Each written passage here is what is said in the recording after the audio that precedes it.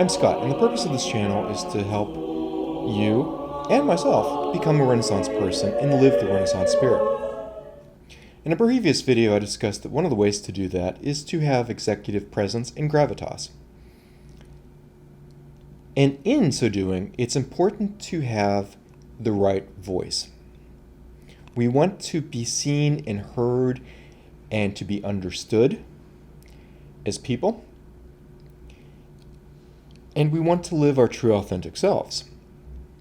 So in situations where it is important to be able to speak with clarity and focus and for people to listen, and not only listen but actively listen, it's important to go and have that proper voice. And the easiest way to do that is by doing exercises to get your vocal cords warmed up a little bit first, as well as what we call diaphragm breathing. It's pretty simple, and we're going to start with a simple exercise today. We're going to go and try to sit up, or if you're standing, stand up straight, and breathe all the way down into your stomach and hold it. And when you exhale, use that exhale breath to help you speak. We're going to practice that in a second, but first we're going to go and do a couple of easy little exercises. The first is simple, and that's just yawning. So go and yawn.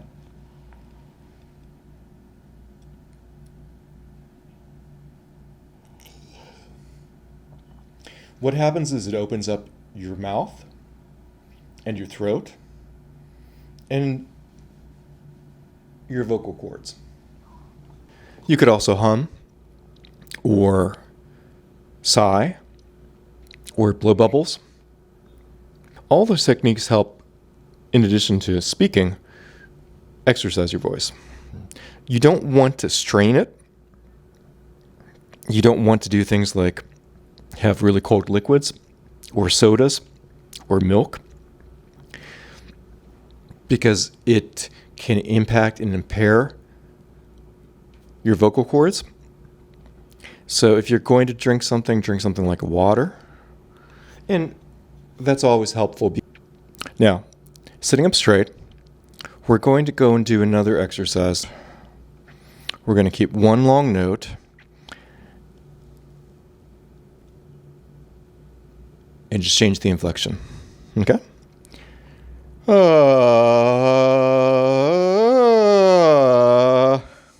that sounds stupid. The benefit of that particular exercise gives you an idea of range.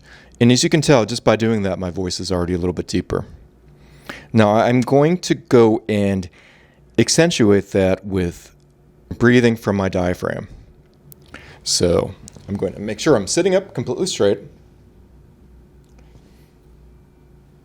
I'm going to cognizantly lower the octave of my voice, and I'm going to use my stomach to help me exhale out and use that for my voice. Now again, this is not my day-to-day voice.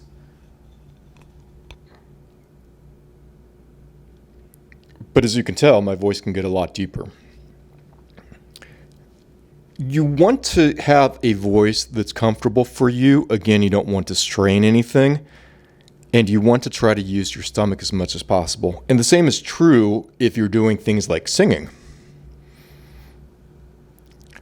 If you've ever heard of the Broadway belt, you can strain yourself. So I'm not talking about something like that. I'm talking about straight breathing in, deep breathing if at all possible, and exhaling with your voice. Normally, to get that gravitas voice, especially for a man, you want to have a deeper voice.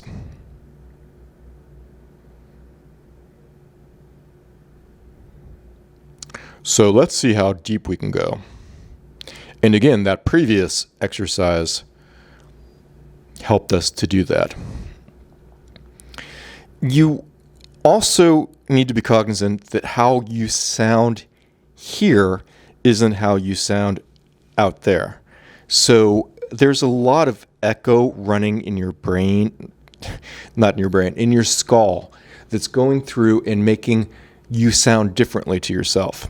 So if you have the opportunity, go and record yourself on your smart device or your computer and see what you actually sound like. And then try some of these techniques and see if you sound better or if you like the way you sound.